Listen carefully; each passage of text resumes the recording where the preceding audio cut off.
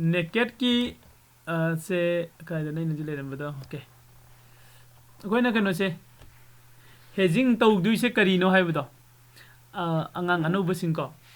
menoina khoni hedging tawgado se khoi hedging tawbasina khoi da kari kanadino haibagi hedging na kanaba kai pi ka kan number 1 do hoji oja kano na se oja kire se panbi gi bado fund management ko fund management se hedging khaktana khoi fund se manage tawba ngammeba kaigumaina fund manage tawdraba aina stock market ta natraga se forex ta natraga na khogi commodity market ta ko or nangi kano do rasu ji cryptocurrency market to rasu any market and sangwa matamda trading tawba matamda fund manage tawba ngamdraba ko nang nasa se dum stock market ta gi natra nangi nang changi bat market to dagi kick out adum tawjene ko aduna koi fund manage tawba se am da ka oi ai fund se ai trading account ai fund se leiba makai ai trade tawraga ai continue oina leiba ngamgani aina fund se leiraktragadi ko ai yam thawai yauna trade tawram bai se ko noma stock market tagi natragana any forex market to isu lapthoki bi yai ko aduna koi hedging se pairagadi sigi manage sim ngame fund manage sim ko number 2 da koi nai hedging se pairakan da igi risk ko ai da igi loss oi bai chang se risk se minimize tawba ngame bisida ko risk minimize tawba ngame sigi risk minimize tawba se ko naked option da koi trade tawba matam da sim ngamdre ko aduga limited naked option da koi na sum tarak pade am phajai bayaro ni entry lowbuda khogi ai risk na limited oi aduga reward na unlimited oi gani am phajaba kano da ko adugo madido ko kanamta na ngasi bawuda phangbadi nate ko aduna hariba dugi limited oi ba unlimited oi bise pura tok thokraga hedging dadi akoina aigi kano se risk su limited ni reward su limited ni ko aduna risk su yamna lowdaba reward su am phangdaba ko adu fund fajana manage tawraga sigi hedging se koi punna tawmina se ko to hanana khoina tawgi bai hedging gi strategy mayam dagi hojik anuba lai se batman se lani ko aduga daban kogi kano se play 2 se silani aduga jet result reverse jet result ko adu strip and strap silani ko sikakta nate sida risk reversion haiba ma yaw rei aduga range forward haiba yaw rei ko hari basiki kano sing se khoi hanagi leiriba kano se khogi hedging gi strategy bullish market ta bearish market ta ko neutral market ta aduga other market ta hanana khoina sindaramba mayam do adugi mathakta sisu mu yarok tuini ko aduga okay sida ina idabam ga lehore box hedging ko box hedging sida ina idari ko box hedging su kano sida yawrani hadak tagi ko okay sida koi aduna ngasagi khogi nowna yarok pa angang singi yenga kanda ngasai khoi bull call spread ko bear pull spread ko moi mam su loina class de pull up khoi kan punna tawgani ko aduga hanana class yawgraba singina pura anoboina sigi risk reversion gumba range forward gumba se sin nowna lagado eko adu hajise koi premium calculation se koi punna jengmina se marak sida sound lagtaba khotaba de kitang network nungai taba yawrga su dum haibiro ko aduga ai kano sisu recording tawsilaga thame ore nai loisilaga ko youtube ta su dum haba kem ko okay kogi premium ki calculation ama kano da leidi option da ko option ki premium ki calculation se koi greek theory da sangsilaga su kan nai nai ko adugi greek theory do nataba ko khoni hedging tawa matam da expiry day numita aina lawri be hedging se sisigi agi profit and loss se kaya oiba jage ba ikana kaya oiba yage hedo adu nainaba ko adu nainaba man matam sida ko khona sum se sarakpa ma call option da buy tawbi di jengsiba example oina ko call option da khona buy tawbai se up trend oiba matam da tawgadamni natra down trend da oiraga de se loss ne aina di call option da buy tawri se up trend da se kanena edi bullish market la kanena buy tawru bane down trend da se khre ai loss oire ꯑꯩꯅ loss ꯑꯣꯏꯒꯗꯧꯔꯤꯁꯦ ꯀꯌꯥꯅꯣ ꯑꯩꯅ loss ꯑꯣꯏꯒꯗꯧꯔꯤꯁꯦ ꯄꯨꯔꯥ ꯑꯩꯒꯤ ꯑꯩꯅ stop loss ꯈꯔ ꯊꯝꯗꯕꯤꯗ ꯃꯥꯡꯍꯟꯒꯦꯅ ꯃꯥꯡꯍꯟꯈ꯭ꯔꯒꯗꯤ ꯑꯩꯅ call option ꯕꯥꯏ ꯇꯧꯕꯗ ꯁꯤꯖꯤꯟꯅꯈ꯭ꯔꯤꯕ ꯑꯦꯃꯥꯎꯟꯁꯤꯡꯗꯣ ꯄꯨꯂꯞ ꯂꯣꯁ ꯑꯣꯏꯒꯗꯧꯔꯤꯅꯦꯕ ꯀꯣ ꯆꯨꯝꯃꯤꯀꯣ ꯃꯌꯥꯝ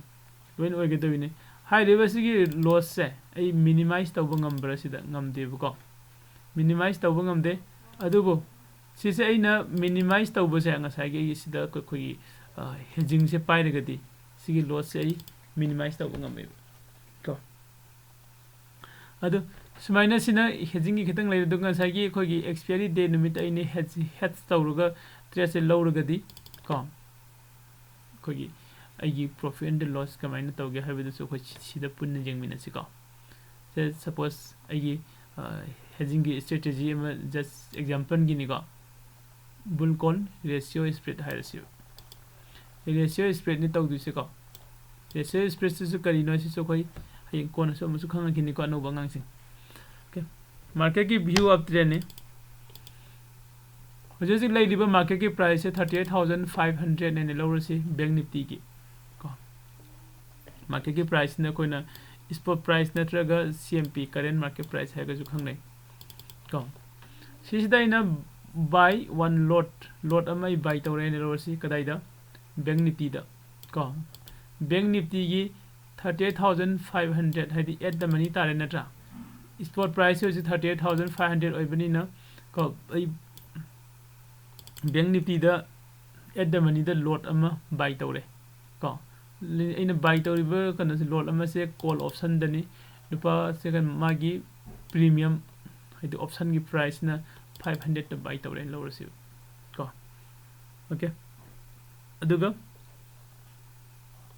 सेल से 4 lots है मेरे को मिस्टेक ने 2 lots सेल तौरे बैन को lot अनि सेल तौरे कदाइदा सिगी लेरिबा कनो से 38,500 से सिदगी 500 मथत का खलगा आउट द मनी द चलगा कॉल ऑप्शन की होइते आउट द मनी द ओरे नट्रा आउट द मनी द 500 चला कांदा 39,000 सिदई lot अनि सेल तौरे से इन टाइपिंग मिस्टेक ने 2 lots हाइगदमने को 4 lots इसिलमे 2 lots सिदा सेल तौरे प्रीमियम न कया 250 द को ओके सिदा इन 2 lot सेल तौरे मिसे करिगिनो दिंग साइ खोगी रेशियो स्प्रेड हाइबम जाउगी बतो रेशियो स्प्रेड सिदा कोने लाइसे इन बाय तौरिबा अमाउंट सिगा अदुगा सेल तौरिबा अमाउंट सिगा मानहन बै वरी नि को बाय तौबे अमाउंट गा सेल तौबे अमाउंट गा सु करिगी मानहन लिनो हाइगदी ngasa खोगी कोइने हेजिंग द ट्रेड लौब मतम द खोगी रिस्क से मिनिमाइज तौब याय हाइबम जाउगी बदो को कमाइना नो हाइगदी ngase सपोज अइना बाय तौब मतम द 500 सिजनरीब अइ पॉकेट तै पुथोखैने यायको अदुगा अइना सेल तौब मतम द को 250 द सेल अमदि तौथोखरे खलसे सेल तौब सिदि अइगी पॉकेट ता लाकदमनि नत्रा को अदु अइना 500 बाय तौरे अदुगा 200 न सेल तौब आइसे अइगोम द 200 अमदि अइ रिस्क लौरगा चलिब हदि लॉस ओइरगा चलिब हुजि को अदु से अइना लॉस ओइहलगा हायदि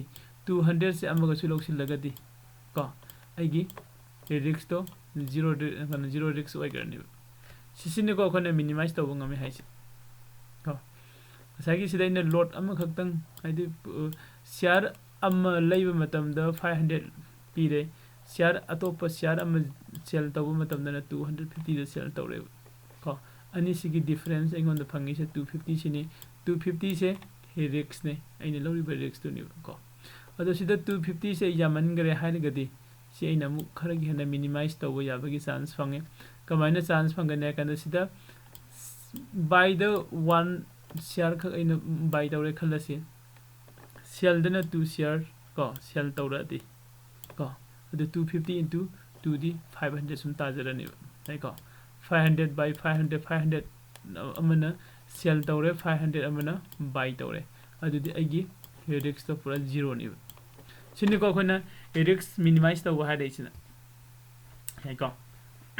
कनागुम मरक तो क्वेश्चन लेरगा सुदम हंबिरो को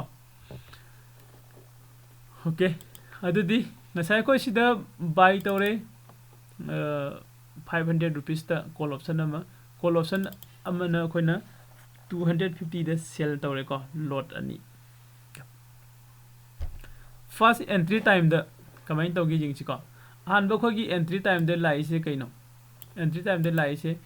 असै ना बाय तौगे से 25 क्वांटिटी नि अदुगा 500 रुपीस दा बाय तौगने को अतोपा मना 50 क्वांटिटी नि 250 दा सेल तौगने 50 क्वांटिटी करिगी ओरिनो इन से सेल तौब मतम दा लॉट अनि सेल तौरमेबा दुगी याको अदुदी 25 into 500 12,500 तारे 50 into 250 को 12,500 अदुदी buy the 12,500 sell the 12,500 equal to 0 तारे को इन एंट्री लो मतम दा no profit and then no loss सिदा लेदिस को हजे कोइ ने जेंगै से कइनो एक्सपायरी ओइबन नुमित्ता हाइबनि को एक्सपायरी ओइबन नुमित्ता एक्सपायरी डे सिदा एक्सपायरी डे की मागी प्रीमियम कैलकुलेशंस ने मलाई से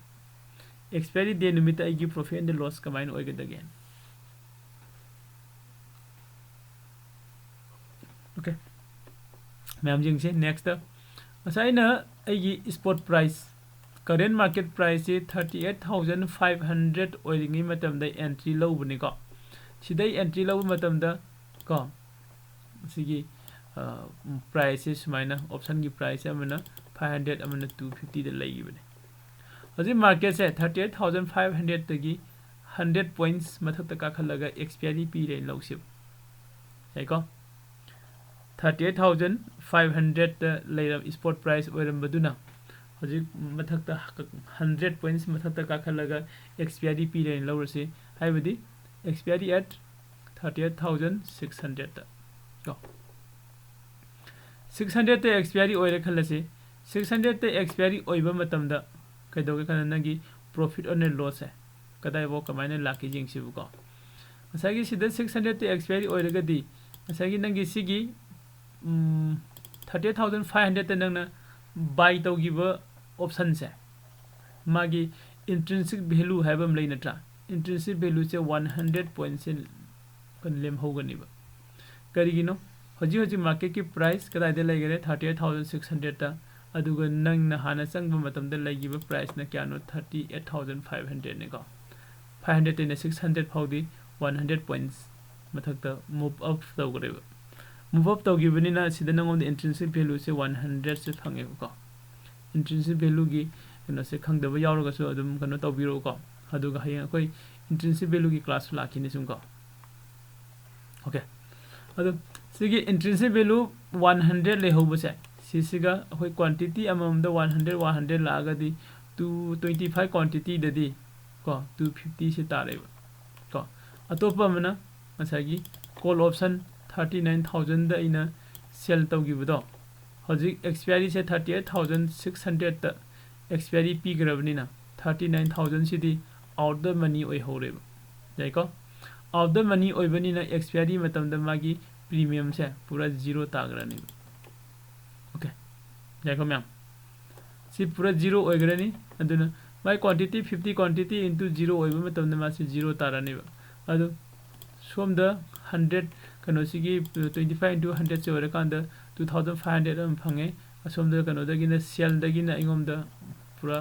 0 द चखरे को 0 द चखरे अदुना साइ मतम द इंगोम द फंगबो यारी से 2,500 से आइगी प्रॉफिट ओइने लेगनी ओके देखो नेक्स्ट द मुजेंग से नेक्स्ट द ngसागी मार्केट से इन 38,500 ते लौ से सिदा इन एंट्री संगी बनिबा सिगी स्पॉट प्राइस से ओरिंग मतम द हजिक से मार्केट से हाइगलागा 38,700 ता को 38,700 ता एक्सपायरी पी रेंग खलसे आइने एंट्री लो मतम द 38,500 ने हजिक एक्सपायरी पी रेसिना 38,700 ने को अदुदी डिफरेंस क्या नो अनिसी की डिफरेंस है अनिसी की डिफरेंस है 200 की डिफरेंस ने को हाइबा 200 की डिफरेंस है सिसे कोई इंट्रिंसिक वैल्यू इन लागतुइने हाइबा इंट्रिंसिक वैल्यू से सि मागी प्रीमियम ओइना लेमहौदुइने लैहौदुइने एक्सपायरी ओइबा मतम द को अदुदी सिगी आइने लौरिबा ngसागी स्टॉक प्राइस को 38,500 तो मागी प्रीमियम दी 200 लैहौरेबा को क्वांटिटी क्या लौबनो 25 लौबनेबको अदु 25 into 200 टी 5000 तारे अतोपा मन अइना 39000 सु अइ लौवेबा 39000 स्टैक प्राइस सिदा कॉल ऑप्शन न मसोइने लौवे हाइरिबा 39500 से सीसीडी मार्केट से एक्सपायरी से 38700 तक पीगरबनिना 39000 सिदी मासे आउट द मनी ओइ होरे अदुन अखोइ आउट द मनी सी मागी premium Singh Sidi expiry ओइबा मतमदा 0 the चले नत्रा डायरेक्ट 0 दी ओइदे 0.05 अदुआइदे लोसिले नत्रा को 0.05 दे लोसिले अदुन अखोइ 0 हाइने लौरसे अदुगा लौगिबो क्वांटिटी न क्यानो 50 ने इनटू ता को 0 सम तारे को अदुदि मसागी 5000 माइनस 0 ओरेगदि एई प्रॉफिट से सिदा 5000 तारे हजि फाउ द अखोइना खंगिसे कैनो हजि फाउ द अखोइना खंगिसे अइना मार्केट ते एंट्री लौबो मतमदा को स्पॉट प्राइस से 38500 ते लैरे दुगा 38500 हाइबे स्टॉक प्राइस दा इना अमा बाय तौरे दुगा सिदा अनि म सेल तौरगा मार्केट ते एंट्री से चंगसिले हेजिंग नि लौरिसे को सने चंगसिलको मतम सिदा मार्केट से न कैगोमि एक्सपायरी ओइरबा 38600 ता अदु एगी प्रॉफिट से 2500 से एगी प्रॉफिट ने को अदु मार्केट से न 38700 ता एक्सपायरी ओइरबा अदु एगी प्रॉफिट से 5000 से ओइदिनि याइ को म्याम के अदु मार्केट से न अमुक 38800 तक आखलगा एक्सपायरी से पिसिलगदि एगी प्रॉफिट से 7500 से ओइगदोइन कमाइना नो मसागी इंट्रेंसिक वैल्यू दो अइना लौरिबे स्टॉक प्राइस से 38500 ने एक्सपायरी पी से कदाइदनो 38800 ने डिफरेंट कयानो डिफरेंस इज दैट 300 से न अखोगी डिफरेंस ओइरे को 300 से स्टॉक प्राइस अनि सिगी डिफरेंस से 300 ओरे हारिबा 300 से इंट्रेंसिक वैल्यू नेबा इंट्रेंसिक वैल्यू से करिनो हगदि होरन अखोगी मार्केट की एक्सपायरी पीरकप मतमदा को सिदा लैहोरिबा मागी टाइम वैल्यू बेगागी वैल्यू का लोइना मांगरगा को सिगतंग इंट्रेंसिक वैल्यू द अदु खक्तन मागी ऑप्शन की प्राइस हाइबदि प्रीमियम से ओइ होगदुइनि को करमे स्टॉक प्राइस किनो सीसी की ओइ होगदुइबा 38500 से सिगी मागी प्रीमियम से 300 से ओइ होगनिबा करम मतमदा मार्केट से हाना 38500 ते लेरमबदगी 38800 ते एक्सपायरी पीबा मतमदा याइको के अदुना मसा एगी क्वांटिटी 25 ने हजिक लैरिबा स्टॉक प्राइस तुगी मागी प्रीमियम न 300 ने को अदु इतादी को 7500 से तारे को अदुगा अतोपा अमदुदी 39000 कॉल ऑप्शन दुदी हजि हजि से मासे आउट द मनी ओइरी ओटीएम ओइबनिना मागी प्रीमियम जो हजि 0 द दुम लोइसिलेबे एक्सपायरी ओइबा मतम देखो अदुना हारिबा 75 minus 0 से इक्वल टू 75 को कई 75 मींस 7500 को 7500 minus 0 से इक्वल टू 7500 तारे को सिगे 7500 से एगी प्रॉफिट नेबो हजिसु को कर्म मतम दनो मार्केट सिना 38500 ते लेरमबदगी 38800 तक आखलगा एक्सपायरी पीबो मतम देखो नेक्स्ट टाइम मुजिंगसे मार्केट से हाइगले 38900 तक को मसाइ तो इन सेम 38500 तगिना 38900 फाउ अनि सिगी डिफरेंस ती सिगी डिफरेंस ती 400 ने 400 से सुम अखोई करी ओरे मागी प्रीमियम ओइ होरनी को इंट्रिंसिक वैल्यू एक्सपायरी ओइबा मतुंगदि इंट्रिंसिक वैल्यू दु खक्तंग अखोगी प्रीमियम दे लैहौई हाइबनिना 400 से प्रीमियम ओइ होरे अदो हजि हजिसु हाइरिबा 38900 अइना सिदे लौग्रेबा 38900 से सिदे एक्सपायरी पीबनिना मागी प्रीमियम से को 0 गी मयाद नक लैगनि को खै 0 ने दुम लौरसि एट द मनी दैना को एटीएम दगिना ओटीएम बाउ दे लैरिबा प्रीमियम सिंगसे एक्सपायरी ओइरबा कनो सिदे एक्सपायरी ओइबा मतमदा मागी प्रीमियम से 0 द लोइन लोइसिले को अदुगी हजिसु मासे 0 द लैरि को अदुना मसाइ प्रॉफिट ती 25 into 400 ती 10000 तारे देखो ओके कनो 38000 the 39,000 ani ra handil ma mane ise ko sida 10,000 tare ko 10,000 dagi minus 0 tar kan da 10,000 se gi profit oirani ko adudi ai ne sum ngasai dagi jeng ai se ko 600 ta gi profit 2,500 700 ta gi profit 5,000 800 ta profit 7,500 and the 38,900 ta gi profit 10,000 ye ko profit and loss ta rai se adu next ta ngasai gi 30 ga kai number choi gi bra 400 500 sida ama ko sida ama si se inang asom e bda chore ko si soi lok thokrage next da koi 39 da gi di 39,100 jawre ko 39,100 okay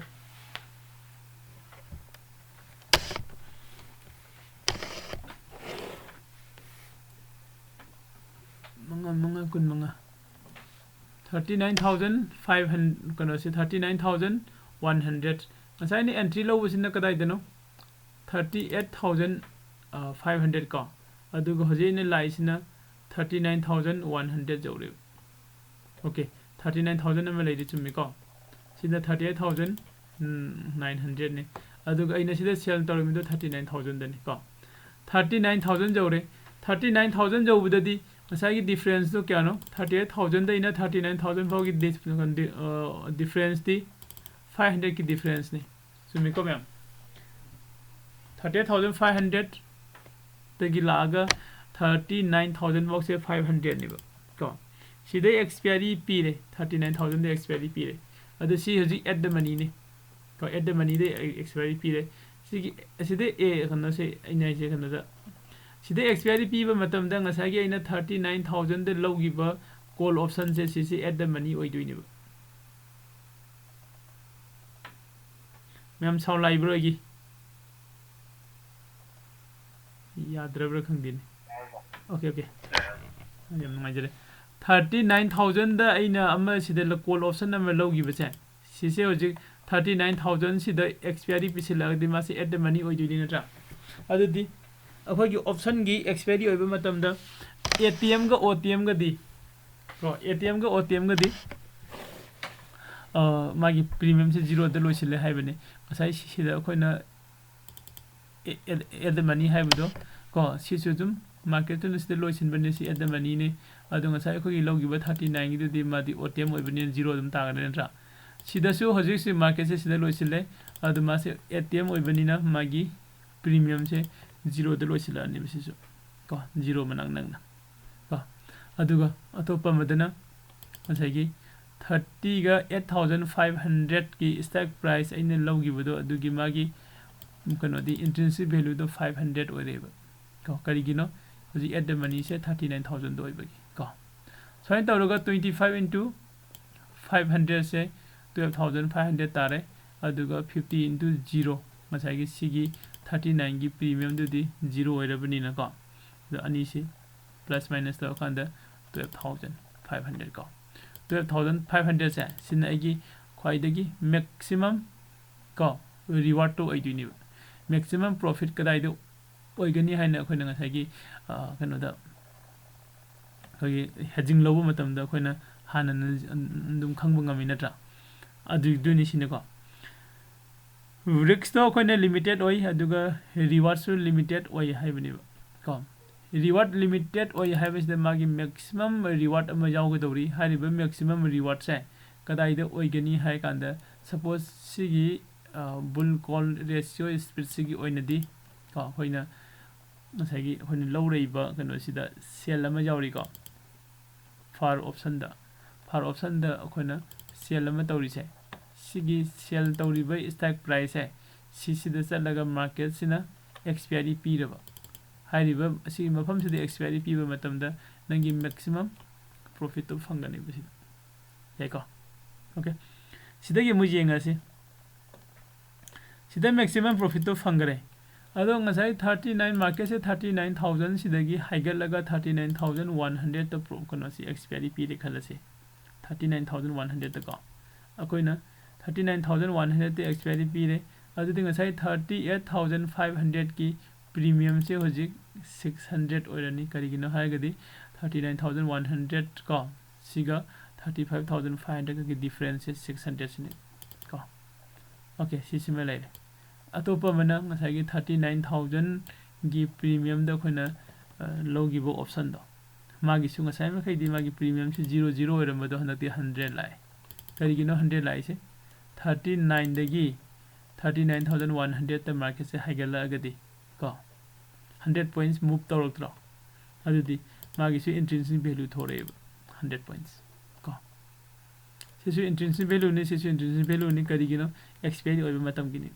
no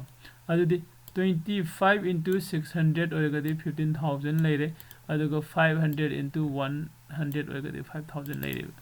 adu ai premium kano se profit se 10,000 da muhandare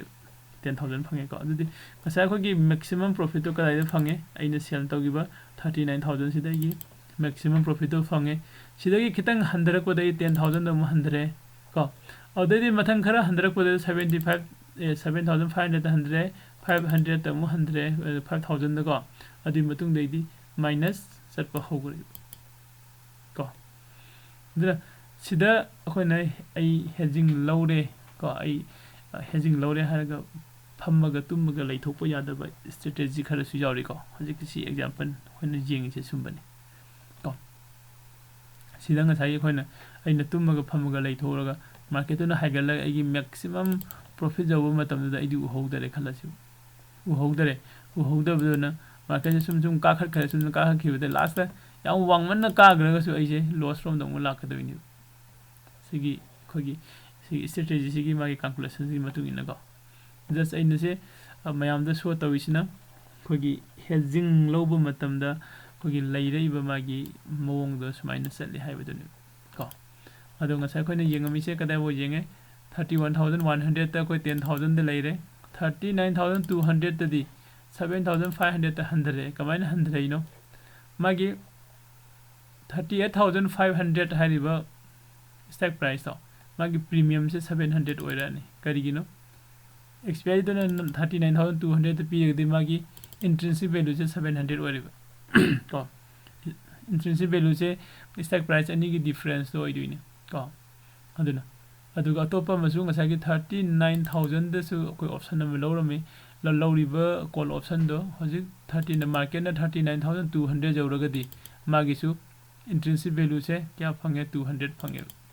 को अनि सिगी calculation तौरबा मतुंगदा को अमना 17,500 तारे अमना 10,000 को difference योरे sign तौरगा next सु सिदा लागा different 5,000 सिबा profit फंगमे को अदुगा 39,400 हक जोगिबदा ई लॉस ओइबा होरे हेको सुमाइना साइन तौर कांदा खोइना साइगी कनो द खोइना सिगी हेजिंग द को हेजिंग की स्ट्रेटेजी अमोइना खोइना सिदा रेशियो स्प्लिट द खोइ जेंगा कांदा साइ खोगी प्रॉफिट एंड लॉस है कमाइना ओइगी हाइबदुनि बसिसे को अदु हेजिंग तौरकांदा कोई सुमंग मांग दे हाइबदि लैते को लॉस ओइगनी अदु का हेन लॉस दी ओइरोय अदु का हेन लॉस ओइरो हाइबसि जो मु कदाइदे डिपेंड तौगे हाकांदा अइने लौरिबा को कनो दो फगी से स्ट्रेटेजी दो अदु दसु यामना डिपेंड तौवे को अदु कनागुम्बा क्वेश्चन हंगनिंगबा लैरगसु हंगबिरो अदुगा सिगी रिकॉर्डिंग से ई स्वाइदे लोइसिनगे